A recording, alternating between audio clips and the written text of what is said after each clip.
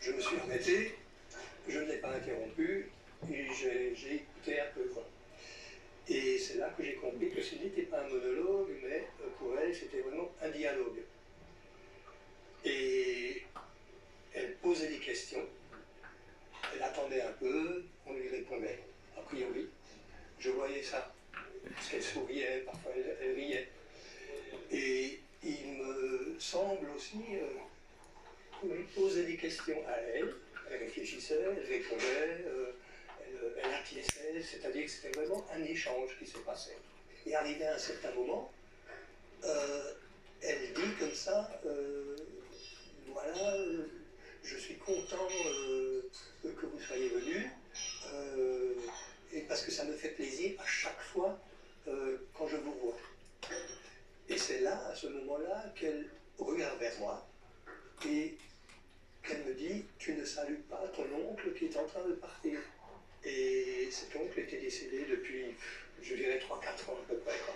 Alors pour vous, en arrivant dans cette chambre, la scène, ce dialogue était tellement réel que ça vous a même presque imposé de ne pas l'interrompre. C'est ça qui est curieux. Quand j'ai vu ma mère, donc la sérénité et qu'elle avait l'air heureuse de dialoguer avec cette personne, alors que ça faisait quand même quelques temps qu'elle montrait plutôt des signes de lassitude, de dépression, disons.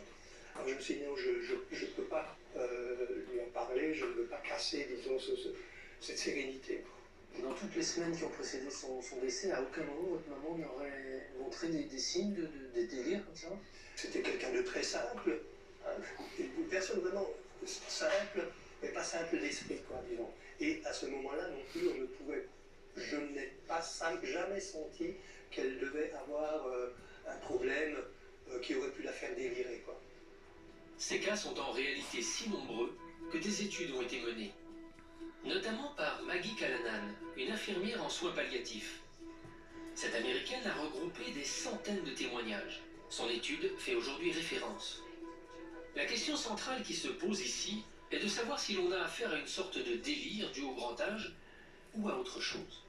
Quelles sont les expériences que vous avez observées et que vous décrivez dans votre livre? Lorsque j'ai travaillé en maison de retraite, j'ai compris que ce phénomène ne concernait pas seulement les visions, mais était caractérisé par un état de conscience élargi. Nous avons donc utilisé le terme conscience au moment de la mort, parce qu'il s'agit d'expériences assez proches des expériences de mort imminente. Les visions au moment du décès en font partie. Durant ces visions, les patients voient d'autres personnes, voient le futur, voient où ils iront après la mort. Ce genre de choses. Mais dans notre société qui veut tout expliquer, si des personnes mourantes voient d'autres personnes entrer dans leur chambre et qu'elles sont les seules à les voir, nous essayons de l'expliquer rationnellement en disant que c'est des hallucinations, de la confusion. Désorientés, oui, ils sont désorientés. Mais qu'est-ce qui vous fait penser qu'il s'agit d'autre chose? Parce que nous avons collecté de nombreuses histoires et que nous avons trouvé des similitudes. Au début, tout le monde pensait qu'ils étaient désorientés, peut-être à cause des médicaments, ou à cause de la maladie, ou à cause d'une insuffisance en oxygène dans le cerveau.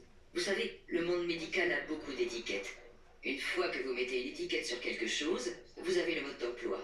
Les familles aussi utilisent des étiquettes. Ils disent « maman est folle »,« l'oncle Charlie perd la tête »,« il vit dans le passé ». Et ils essaient de convaincre la personne qu'il est dans cette réalité. Ils traitent la personne comme un enfant désorienté. Ils peuvent aussi s'éloigner. Dans les deux cas, personne n'écoute vraiment ce que disent ces personnes. Et j'ai rapidement la preuve que ce que racontent ces infirmières est très fréquent.